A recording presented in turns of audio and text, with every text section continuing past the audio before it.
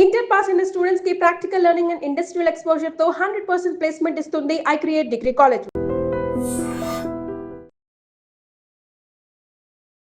I dream చూస్తున్న ప్రేక్షకులందరికీ నమస్కారం. ఈ రోజు మనతో పాటు ప్రముఖ ఆధ్యాత్మికవేత్త, వాస్తు జ్యోతిష్య పండితులు బాలచంద్ర శర్మ గారు మనతో పాటు ఉన్నారు. మాట్లాడదాం. నమస్కారం గురుగారు. నమస్కారం. గురుగారు, లలితా సహస్రనామం గురించి ఇప్పటికీ చాలా మందికి సందేహాలు ఉంటూ ఉంటాయి. అంటే అసలు ఎప్పుడెప్పుడు పారాయణ చేయాలి, లలితా సహస్రనామం పారాయణం చేసేటప్పుడు ఎలాంటి నియమాలు పాటించాలి, అలాగే లలితా సహస్రనామ ప్రాధాన్యత గురించి కూడా వివరిస్తారు. శ్రీమాత్రే నమః. శ్రీ గురుభ్యో నమః. మనకు లలిత అని అనగానే అందరికీ గుర్తొచ్చేటువంటిది ఏమిటంటే చాలా లలితంగా, చాలా సున్నితంగా, చాలా మృదువుగా, చాలా అందంగా, ఇవన్నీ కూడా ఏంటంటే పర్యాయ పదాలు. అంటే లలితంగా, మృదువుగా అమ్మవారు ఏం చేస్తారు అని అంటే మనందరికీ తెలిసినటువంటి సృష్టి, స్థితి, లయ ఎవరు చేస్తారంటే సృష్టించేవాడు బ్రహ్మ, స్థితి మనల్ని సృష్టించిన తర్వాత మనల్ని నడిపించేవాడు విష్ణువు, మనల్ని ఇక్కడి నుంచి తీసుకెళ్లేటువంటి వాడు శివుడు. కాబట్టి సృష్టి, స్థితి, లయకారకులు ముగ్గురు త్రిమూర్తులు. వాళ్ళ ముగ్గురిని కూడా సృష్టి, స్థితి, లయం చేసేటువంటి శక్తి ఏదన్నా ఉంటే ఆ మూలాధార శక్తి అమ్మవారు. ఎక్కడైనా ఒక మూలాధార శక్తి ఉంది అని అంటే అది ఎవరో కాదు, అమ్మవారు అని అర్థం, అంతకు మించి వేరే కాదు. ఫర్ ఎగ్జాంపుల్ చెప్పాలనంటే మనము కూర్చొని ఉంటే, మనం నిల్చోవాలి అని అంటే, మనం నడవాలి అంటే మన శరీర భాగంలో ముఖ్యమైన పార్ట్ ఏంటిది? వెన్నుముక. ఆ వెన్నుముక వెనకాల ఉన్నటువంటి చక్రం ఏదైతే ఉంటుందో, ఈ లలితా సహస్రనామం చదివితే ఆ చక్రం యాక్టివేట్ అయి మనకు తెలవకుండా అతీతమైనటువంటి శక్తులు మన లోపలికి వస్తాయి. అతీతమైన శక్తులు వస్తే ఈ కలియుగంలో మనం ఏ జిమ్మిక్కులు, మ్యాజిక్లు చేయలేమమ్మా. ఒకటే, అవతల వ్యక్తిని చూడగానే ఆ వ్యక్తి సరైనటువంటి వాడా కాదా, మాట్లాడేటువంటి మాట నిజమా అబద్ధమా, సో ఇతని వల్ల ఇతనితో నేను వెళ్తే నాకు మంచి జరుగుతుందా, చెడు జరుగుతుందా అనేటువంటి విషయాలు తెలుస్తాయి. ఇవే కాదు, మనకి శరీరానికి ఎంత శ్వాస తీసుకోవాలి, ఎంత శ్వాస తీసుకోకూడదు, నేను ఇక ఇంతకు మించి తినకూడదు, నేను ఇంతకు మించి మాట్లాడకూడదు, నేను ఇంతకు మించి ఇక్కడ ఉండకూడదు అనేటువంటి విషయాలు కూడా అమ్మవారు మనకు తెలిసేట్టుగా చేస్తారు. కాబట్టి అమ్మవారి యొక్క లలితా సహస్రనామంలో ఉంటుంది అమ్మవారు ఒక్కో వేలు నుండి ఒక్కో అవతారం ఉద్భవించింది అని. సో 10,000 నుండి దశావతారాలు వచ్చాయి అంటే విష్ణుమూర్తి అమ్మవారి వేళ్ళ నుండి ఉద్భవించాడు అని అర్థం. కాబట్టి ఈ బ్రహ్మాండం అంతా కూడా ప్రళయం వచ్చింది అని అంటే వీడు మంచా వీడు చెడా అని లేకుండా అందరిని తీసుకొని వెళ్ళిపోతుంది. అందులో బ్రహ్మ, విష్ణు, మహేశ్వరులు కూడా వెళ్ళిపోయి మళ్ళీ పుడతారు. అందుకనే ఇది మల్టీవర్స్ యూనివర్స్. ఈ విషయాలన్నిటి గురించి కూడా ఇవాళ రేపు మన సైంటిస్టులు, మన మార్వెల్ స్టూడియోస్ వాళ్ళు రకరకాల సూపర్ హీరోస్ సంబంధించి చేస్తూ ఈ మల్టీవర్స్ యూనివర్స్ గురించి కానివ్వండి, భూమికి సూర్యుడికి మధ్య ఉన్నటువంటి డిస్టెన్స్ కానివ్వండి, విశ్వం ఎలా ఉంటుంది, పాలపుంత, వీటన్నిటి గురించి మనకి ఏదో చెబుతున్నారు కదా, అవన్నీ మన లలితా సహస్రనామాల్లో ఎప్పుడో ఉన్నాయి. మన హనుమాన్ చాలీసాలో ఎప్పుడో కొన్ని వేల సంవత్సరాల క్రితమే నిక్షిప్తమై ఉన్నాయి.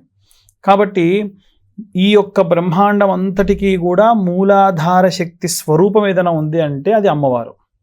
కాబట్టి లలితా సహస్రనామము చదవడం వల్ల ఏమవుతుంది అని అంటే, అమ్మవారి యొక్క లలితా సహస్రనామం బాగా పఠనం చేసి పారాయణ చేసిన వాళ్ళ దగ్గరికి వెళ్ళి అడిగితే ఒక ఆయన ఏం చెప్పారనంటే, అమ్మవారు అందులో ఫైనల్గా చెప్పేది ఒకటే నాన్న, ఏంటిది అని అంటే, నువ్వు వేరు, ప్రకృతి వేరు కాదు, దేవుడు ఎక్కడో లేడు, నీలోనే ఉన్నాడు.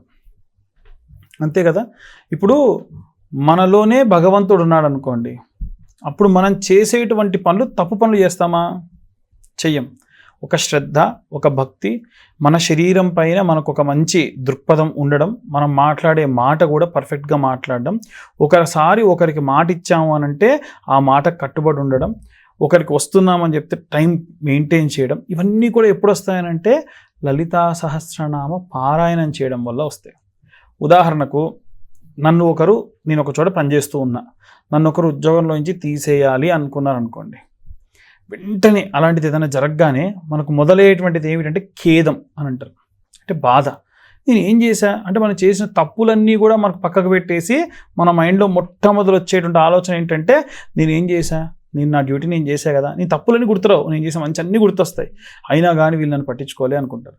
అదే ఎవరైతే లలితా సహస్రనామ పారాయణం చేస్తే ఏమవుతుందంటే, ఓహో ఇది అమ్మవారి నిర్ణయం కాబట్టి ఇంతకు మించి నాకు ఏదో అమ్మవారు ఇవ్వాలనుకుంటుంది, అమ్మ మహాప్రసాదం.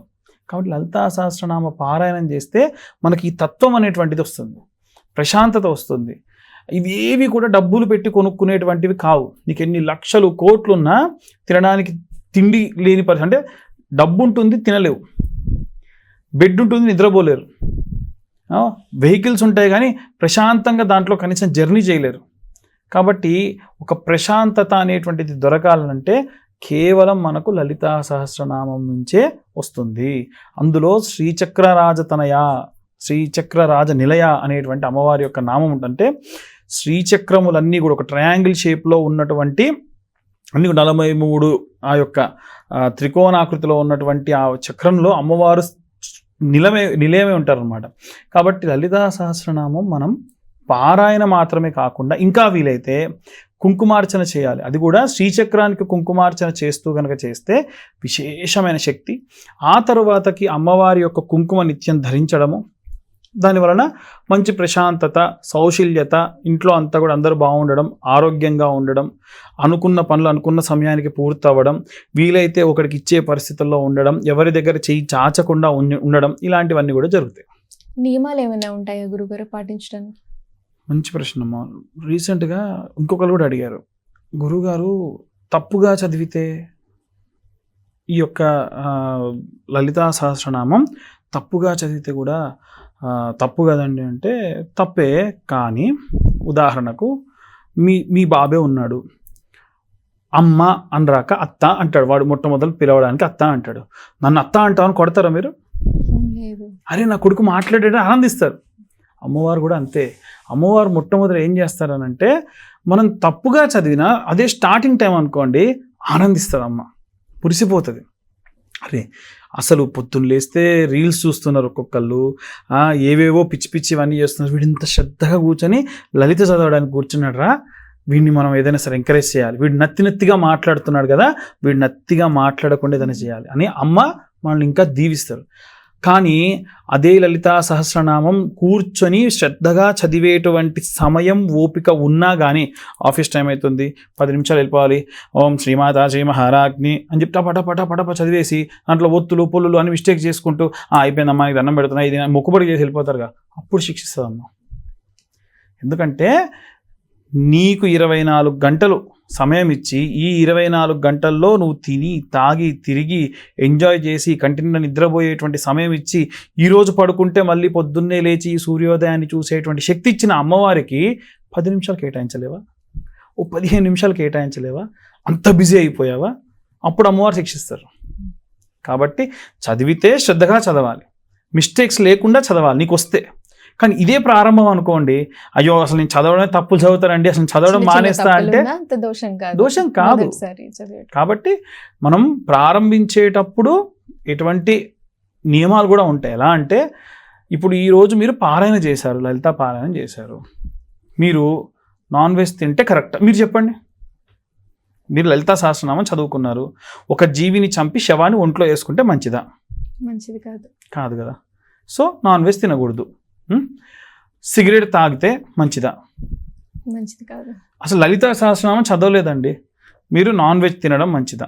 మంచిది కాదు. సిగరెట్ తాగడం మంచిదా? మంచిది కాదు. మందు తాగడం మంచిదా? మంచిది కాదు. నియమాలు అంటే ఏముంటాయి? ఇవే నియమాలు. ఇవి కాకుండా నిత్య నైమిత్తిక కర్మలు అని ఉంటాయి. అంటే ఉదాహరణకు మీరు ప్రొద్దున్నే లేస్తే గోసేవ చేయడము, పాడి పంటలు అన్నీ కూడా చేసుకోవడము, దానికి బాగా శ్రమించి కొంచెం ఆలస్యంగా మీరు స్నానం చేయాల్సి రావడము, పొద్దున్నే లేచి పాడి చేశారంటే 10-11కి స్నానాలు చేస్తారు. అయ్యో నేను లలితా చదువుకోవాలి, పొద్దున్నే స్నానం చేయాలని పని పక్కకు పెడతామా? కాబట్టి ఇప్పుడు ఉదాహరణకు ఒక వ్యక్తి తన యొక్క పనులన్నీ చేసుకునే క్రమంలో, ఉదాహరణకు సంసారాశ్రమంలో ఉన్నారు, సో భార్యాభర్త కలవడం ఉండడం అనేటువంటిది ఉంటుంది కాబట్టి అది తప్పు కాదు. లలితా చేసుకున్న మీ జీవితం మీది, అంతేకాని లేనిపోని అలవాట్లు చేసుకుంటే మటుకు మీరు లలితా సహస్రనామం చేయకున్నా కానీ అది తప్పే, దోషమే. కాబట్టి వీలైనంత వరకు ఎప్పుడైనా సరే లలితా సహస్రనామం చేసుకున్నప్పుడు మటుకు సరే మిగిలిన సమయాల్లో మేము ఎక్కడన్నా అమ్మవారి దగ్గరికి వెళ్ళి బలిస్తే మేము ఆ రోజు కనుక మాంసం తినాల్సి వస్తుందండి అనేటువంటి కుటుంబాలు ఉంటాయి. కాబట్టి ఆ రోజు మీరు లలిత చదువుకుంటే కనుక దేవాలయంలోనే అమ్మవారి దగ్గర అయితే తప్పు లేదు, తప్ప శారీరక సుఖం కోసం చేసేటువంటివి ఏది కూడా మంచిది కాదు. లలిత సహస్రనామం గురించి మా ప్రేక్షకులకు ఉన్న సందేహాలను చక్కగా వివరించారు. ధన్యవాదాలు గురుగారు. And for more videos, Please subscribe to iDream channel. Subscribe to iDream Media. Please subscribe to iDream. Please subscribe to iDream. Please subscribe iDream. And please subscribe to iDream. For more videos, subscribe to iDream. please like, share, and subscribe to the channel. Congratulations, iDream. Subscribe to iDream. Subscribe to iDream. So subscribe to iDream Media. iDream की iDream team अंदर की huge congratulations. Please subscribe iDream Media. Please subscribe to iDream. Subscribe iDream. Please subscribe to iDream. iDream అంటే నా కళల channel subscribe చేసుకున్న నోరు తిరుగుతలేదు, మీరైతే గంట గుర్తు కొట్టండి. For more such videos, please subscribe to iDream. Subscribe to iDream. Please subscribe to iDream. Please subscribe iDream Media. Please do subscribe to iDream. Please subscribe to iDream Media. For best entertainment and information, please subscribe iDream. And don't forget to subscribe to iDream.